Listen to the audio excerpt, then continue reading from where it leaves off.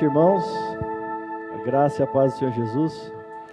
Cumprimento todos que estão nos assistindo também. Com muita alegria que eu gostaria de compartilhar a palavra de Deus com os irmãos hoje.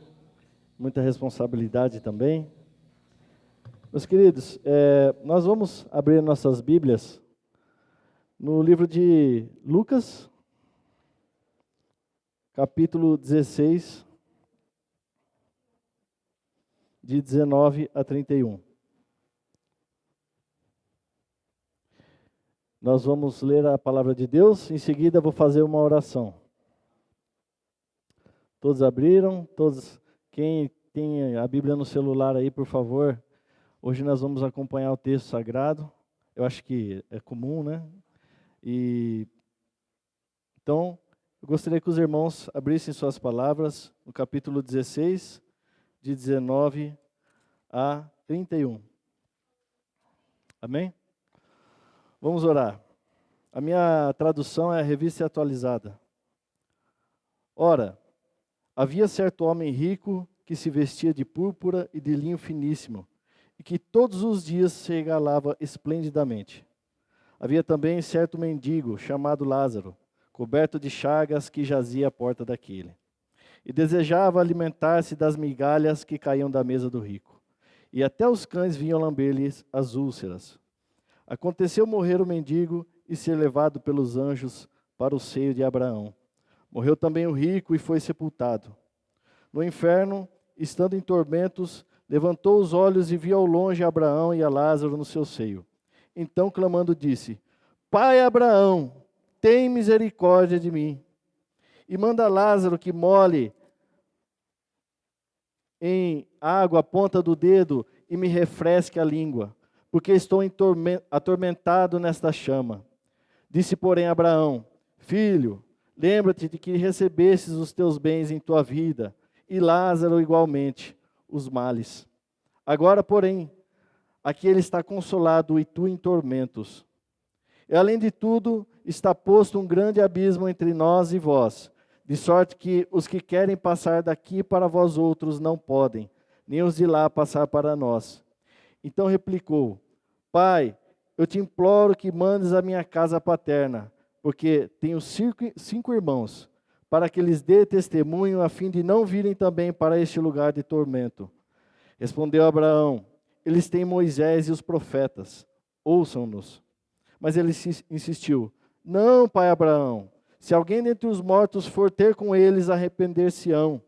Abraão, porém, lhe respondeu: Se não ouvem a Moisés e aos profetas, tampouco se deixarão persuadir, ainda que ressuscite alguém dentre os mortos.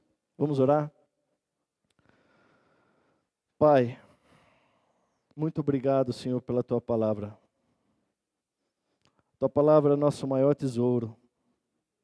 Tua palavra deve ser a autoridade em nossas vidas. Muito obrigado, Senhor, porque o Senhor nos orienta por meio da Tua palavra. Meu desejo aqui, Pai, é que nós possamos, que a Tua palavra possa criar raízes em nosso coração, para que a gente possa frutificar no tempo certo, para a Tua honra e Tua glória, Deus. Tem misericórdia de nós, Deus. Nós nos colocamos diante de Ti, como criaturas diante do Criador. Nos colocamos diante de Ti como pecadores diante de um Deus santo, santo.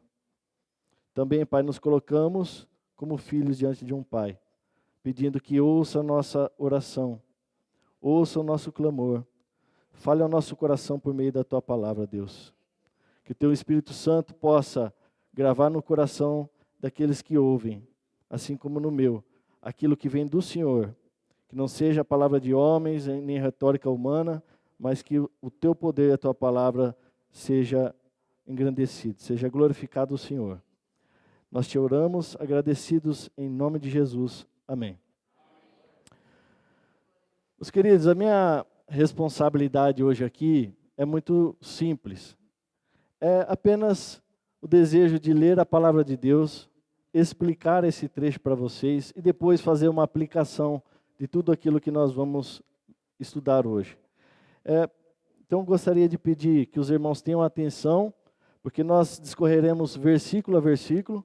Eu espero poder explicar com fidelidade aos irmãos e logo em seguida eu vou fazer uma aplicação, então, encerrando essa mensagem. Bom, a respeito desse texto que nós estamos lendo hoje, muitos estudiosos entendem que os versos de 19 a 31 como uma parábola, enquanto outros acreditam que o texto se refere mesmo a um ato real. Isso porque o nome de Lázaro é mencionado, o que não ocorre em outras parábolas. Além disso, durante muito tempo pensou-se que essa história era uma espécie de geografia do inferno e uma análise psicológica dos sentimentos dos condenados. Eu gostaria de tentar ilustrar para os irmãos da seguinte maneira. É muito comum no nosso dia a dia a gente conversar com as pessoas e as pessoas falam assim, hoje meu dia começou cedo, acordei 5 horas da manhã. Hoje meu dia começou cedo, comecei 7 horas da manhã, né? Mas a realidade, uma vez eu ouvi uma missionária em 2013 falando que o nosso dia, meus irmãos, ele não começa quando a gente acorda. O nosso dia começa quando a gente vai dormir. Muitas vezes nós vemos jovens, aqui tem bastante jovem nessa igreja, nós vemos alguns jovens exaustos, já começam o seu dia sem disposição para o trabalho, para a escola, alguma coisa assim. E na verdade é porque começou mal, foi dormir tarde, ficou muito tempo no telefone. E a nossa vida eterna, nos céus, ela não começa quando a gente morrer. A vida eterna começa enquanto nós cremos e recebemos o Senhor Jesus em vida, então nós já começamos a desfrutar dessas coisas que acontecerão no futuro. Um exemplo disso, o apóstolo Paulo, ele diz que o futuro deve trazer implicações para o nosso presente. Então veja bem, quando o apóstolo Paulo em 1 Coríntios ele fala o seguinte, olha, se tem alguém em pecado na igreja, vocês devem julgar essas questões, porque vocês julgarão no futuro até os anjos. Então veja bem, o futuro trazendo implicações para o presente. Outra ilustração do apóstolo Paulo é que nós devemos cuidar do nosso corpo, nós somos templo do Espírito Santo, porque um dia teremos o corpo glorificado. Então o futuro implicando no nosso presente. E também o apóstolo Paulo, ele nos ensina que as nossas obras, elas começam aqui na terra, e um dia elas serão provadas pelo fogo. E se as nossas obras tiverem uma qualidade, então elas permanecerão na eternidade. Então aquilo que nós fazemos nesse presente já tem implicações no futuro.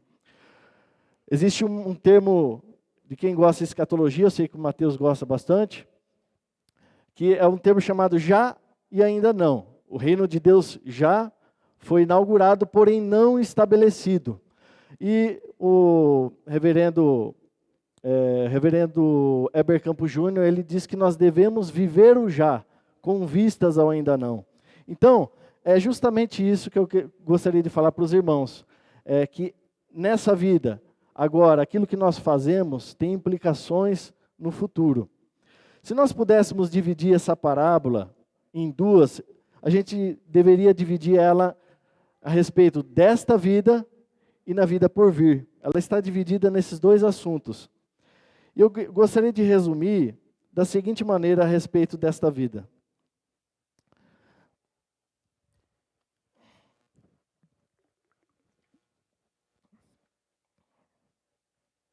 Nesta vida, os ricos, aqueles que confiam em suas riquezas para sentirem-se seguros, mesmo sem perceber, estão cavando um abismo que não pode ser transposto, que separa a vida verdadeira. O objetivo dessas palavras era ensinar que o dinheiro não é prova do favor e das bênçãos de Deus, nem a pobreza é prova do castigo ou da maldição divina. O modo que vivemos aqui ecoará na eternidade. A nossa eternidade começa aqui nessa terra. Então a segunda parte dessa parábola fala a respeito da vida por vir. A vida eterna é um fato, não é algo apenas para os crentes, mas também para os descrentes.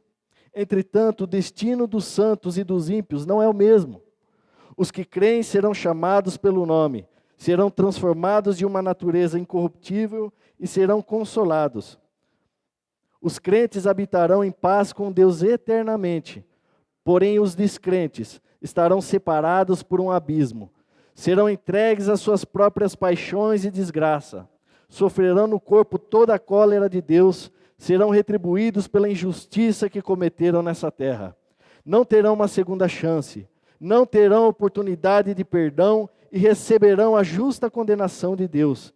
A separação eterna por não terem dado crédito à palavra da vida. Portanto, permitam-me transmitir a mensagem de hoje sobre o seguinte tema: ouvistes o que foi dito, obedece quem tem juízo. Vou repetir o tema da mensagem. Ouvistes o que foi dito, obedece quem tem juízo.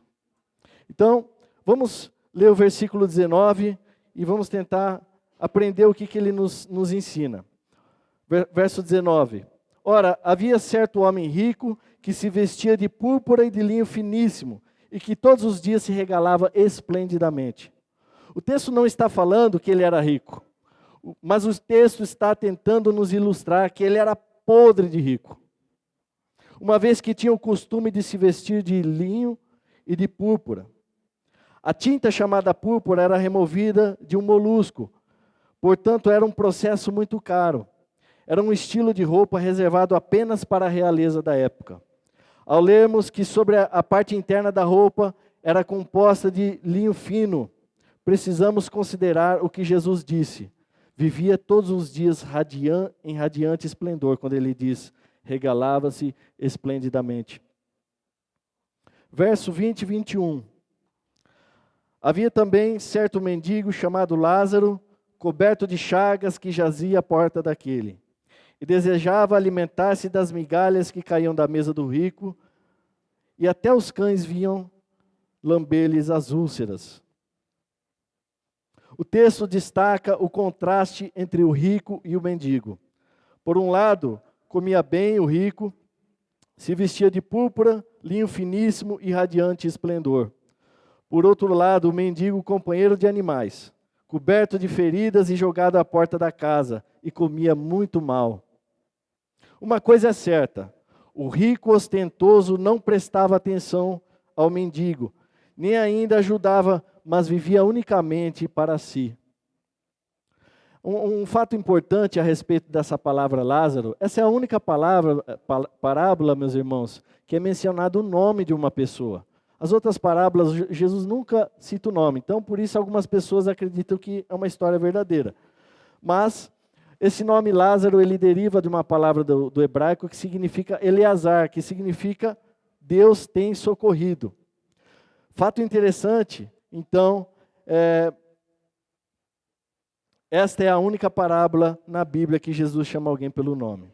Então, duas prerrogativas importantes aqui que eu preciso destacar a respeito disso. Em primeiro lugar, Jesus pretendia mostrar que seus caminhos não são os nossos caminhos, pois desprezamos os pobres e só percebemos os ricos. Já dizia Samuel, porque o Senhor não vê como vê o homem vê o exterior, porém o Senhor o coração. Conhecemos as genealogias dos nobres como os nossos dedos, mas se alguém perguntasse o nome de determinado mendigo, provavelmente responderíamos, certo homem, alguém por aí. Em segundo lugar, que a gente precisa destacar aqui, Cristo omitiu o nome do rico, porque não reconhece os ímpios, nunca vos conheci, apartai-vos de mim os que praticais a iniquidade. Deus conhece seus próprios filhos por nome, pois os mesmos estão escritos no céu, e como estão no seu livro, ele os reconhece como suas ovelhas. Eu sou o bom pastor, conheço as minhas ovelhas, e elas conhecem a mim. Esse é um grande consolo para os piedosos, meus irmãos. Verso 22.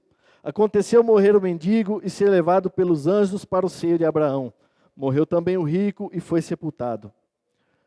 Propositalmente, o texto destaca que nesta terra, aos olhos dos homens, o rico teve um grande sepultamento, enquanto do pobre nada se fala. Mas quanto à vida após a morte, Deus assiste ao pobre, enquanto do rico nada se fala. Toda vez que a Bíblia se menciona os anjos, meus queridos, na Bíblia eles são chamados de assistentes de Cristo.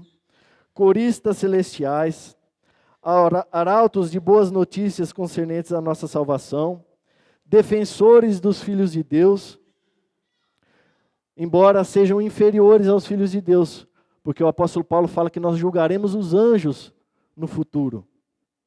E também eles são chamados de exemplos de obediência. E o nome de Abraão, também mencionado aqui nesse versículo, Abraão é chamado de patriarca na Bíblia. Abraão, ele é chamado de pai de todos os crentes. Na teologia judaica, o seio ou colo de Abraão é a designação para a comunhão dos devotos falecidos com Abraão no Sheol. Abraão aparece aos israelitas como ponto de encontro e convergência pessoal no mundo dos mortos. Por isso, ser reunido com Abraão e poder fruir junto dele, a bem-aventurança significa a felicidade máxima para o israelita.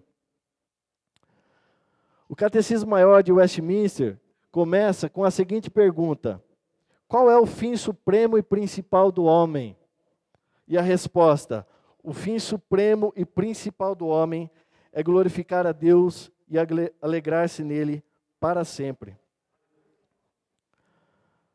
Esse é o contraste da vida do pobre e do rico.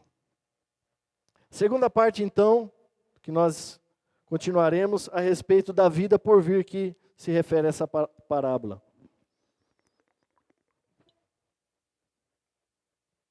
Verso 23. No inferno,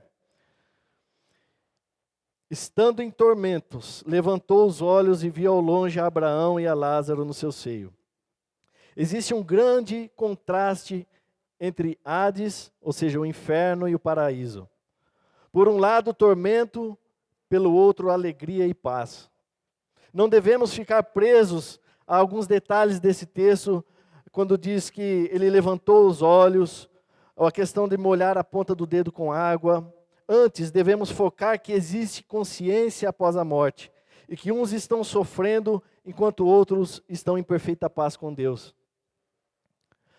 Outra questão que nós podemos aprender aqui, a respeito desse texto, é que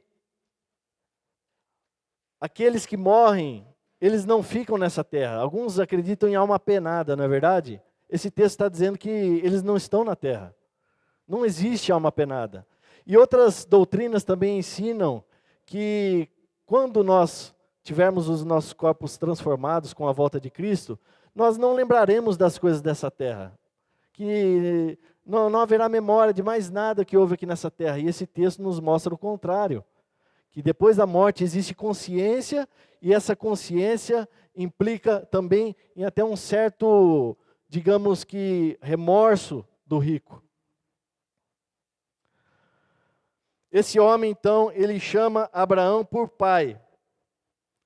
Aquilo que ele não reconheceu em vida, certamente ele reconhecerá após a morte. É a certeza que todos os que foram descrentes em vida, mas na vida por vir, não tem outra saída.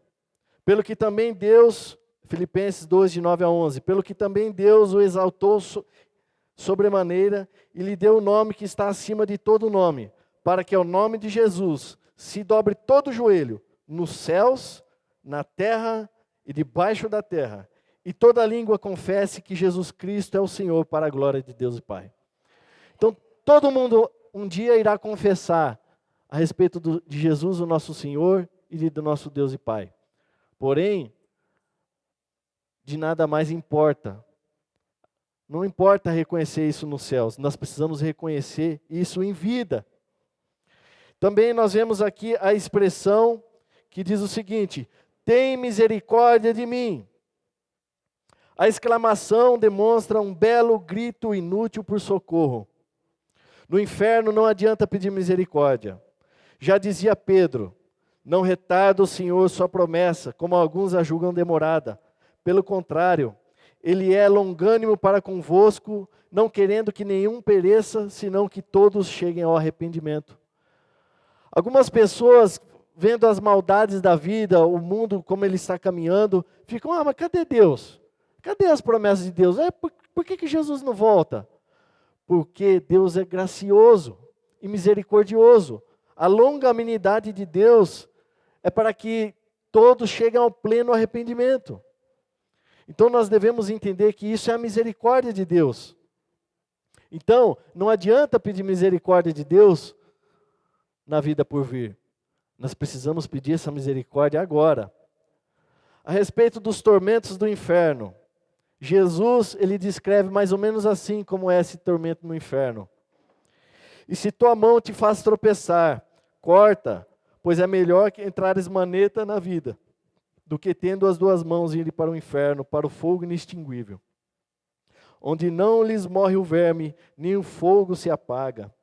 E se teu pé te faz tropeçar, corta-o. É melhor entrares na vida aleijado do que tendo os dois pés seres lançado no inferno, onde não lhes morre o verme, nem o fogo se apaga. E se um dos teus olhos te faz tropeçar, arranca-o. É melhor entrares no reino de Deus com um só dos teus olhos, do que tendo os dois seres lançado no inferno, onde não lhes morre o verme, nem o fogo se apaga.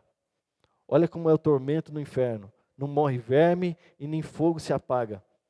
E nós vimos um texto dizendo desse tormento desse rico. Como será então essa eternidade no inferno? Veja bem, o meu avô morreu em 87. Eu nasci em 88. O que é a eternidade? De 87 até hoje seriam 34 anos. Isso não é nada perto da eternidade. Tenta pensar a eternidade assim, ó. Imagina se cada folha de uma árvore fosse um ano. Imagina se a gente saísse pegando todas as folhas da árvore desse bairro. Ou melhor, imagina se a gente pegasse todas as folhas da árvore dessa cidade. Ainda assim não seria eternidade.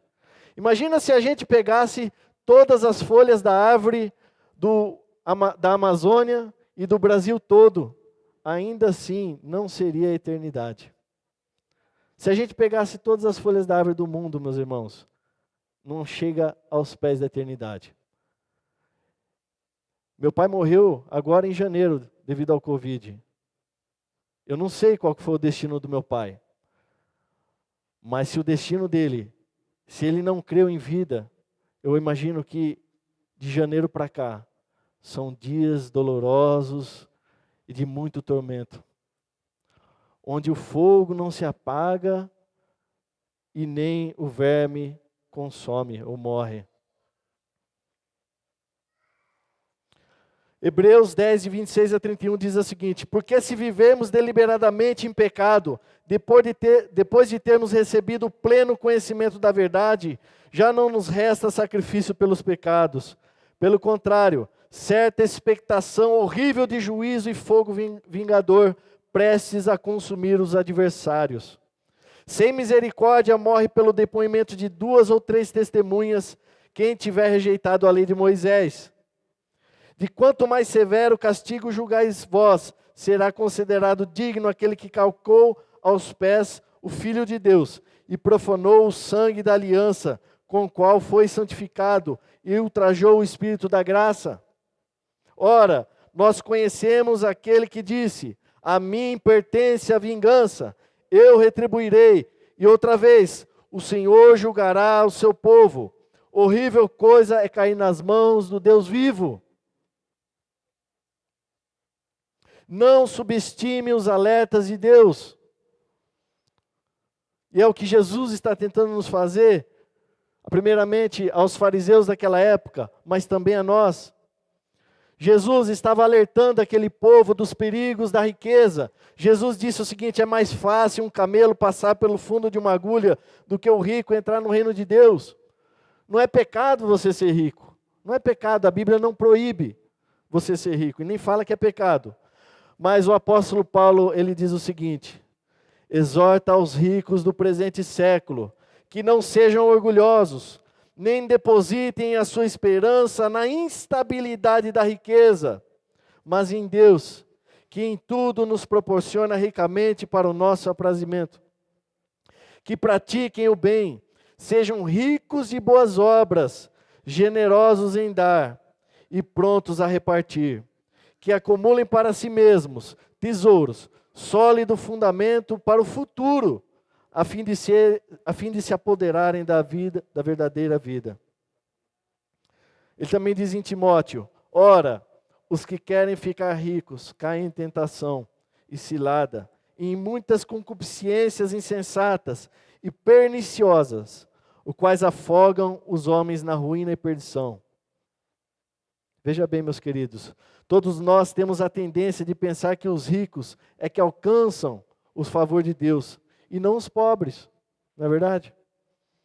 Deveríamos pensar como Agur, quando ele diz em Provérbios 30, de 8 a 9, não me des nem a pobreza nem a riqueza, dá-me o pão que me for necessário, para que suceder que, estando eu farto, te negue e diga, quem é o Senhor?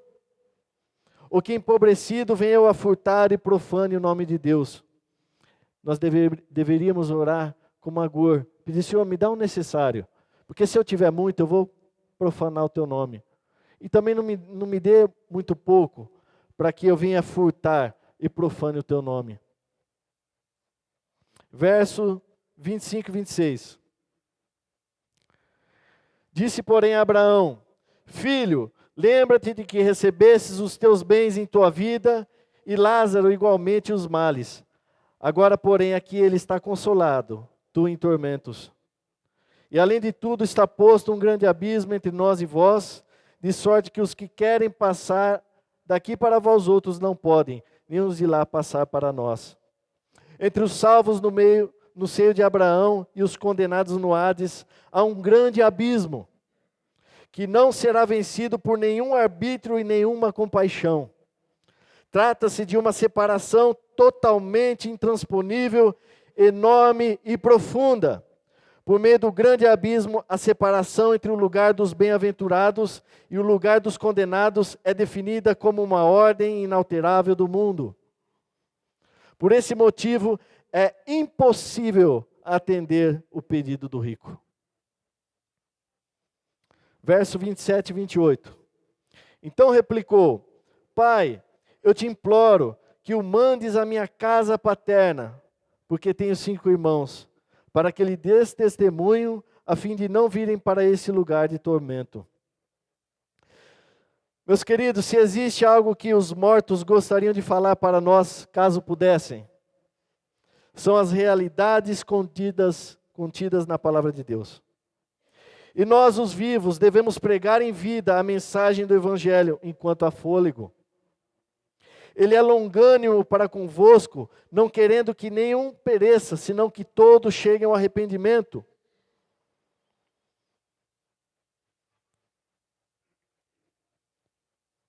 Verso 29 e 31.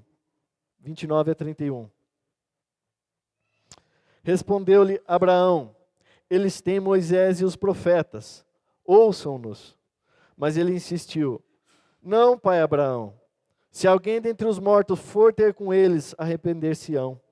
Abraão, porém, lhe respondeu, se não ouvem a Moisés e aos profetas, tampouco se deixarão persuadir, ainda que ressuscite alguém dentre os mortos. A palavra de Deus, meus queridos, é a nossa única esperança. Milagre não muda a vida de ninguém. Milagre não muda a vida de ninguém. Deus estabeleceu os meios ordinários para que a gente entenda a sua vontade. Portanto, devemos rejeitar toda busca por meios extraordinários. Se Deus fizer um milagre, amém. E Deus faz milagres. Mas nós sabemos que quantas pessoas viram milagres e não creram, não deram crédito à verdade. Talvez você já viu milagres na sua vida, mas você nem se lembra mais. Quem não crê na palavra de Deus não pode crer num Jesus ressuscitado. Jesus estava falando isso e ele sabia que ele morreria, ressuscitaria e que não dariam crédito à verdade da mensagem de Cristo. Ele foi rejeitado mesmo ressuscitado. Muitas pessoas blasfemam o nome de Cristo, não acreditam nessa verdade, porque isso por si só não transforma ninguém. E eu digo, quem não crê na palavra de Deus não pode crer num Jesus ressuscitado. Olha, eu gostaria de finalizar com 4 aplicações para nós. Primeira aplicação que eu gostaria de trazer é uma pergunta: onde está o seu coração? O que é mais importante para você nessa vida? Qual é o primeiro pensamento que vem à sua mente quando você acorda? No que você tem gastado toda a sua saúde e todos os seus esforços? Não se engane, agora palavras de Jesus. São os teus olhos a lâmpada do teu corpo. Se os teus olhos forem bons, todo o teu corpo será luminoso. Mas se forem maus, o teu corpo ficará em trevas. Jesus está tentando nos dizer, nos ensinar, que os olhos, meus queridos, é a janela da alma. Aquilo que você deixa entrar no seu coração pode determinar algumas coisas na sua vida. E nós devemos tomar cuidado com aquilo que entra no nosso coração, aquilo que entra em nossas mentes. Às vezes nós deixamos o mundo ditar para nós quais são os valores, os princípios morais. E nós devemos tomar cuidado. Hoje em dia nós medimos pessoas pelo que eles têm. O pastor Joca falou isso no começo. Deus não olha como o homem vê. Deus olha o coração. E a gente fica fazendo análises de pessoas. Nós também julgamos, queremos ser uma pessoa de status. Será que nós não estamos deixando o padrão do mundo entrar em nosso coração? Segunda aplicação, devemos nos arrepender.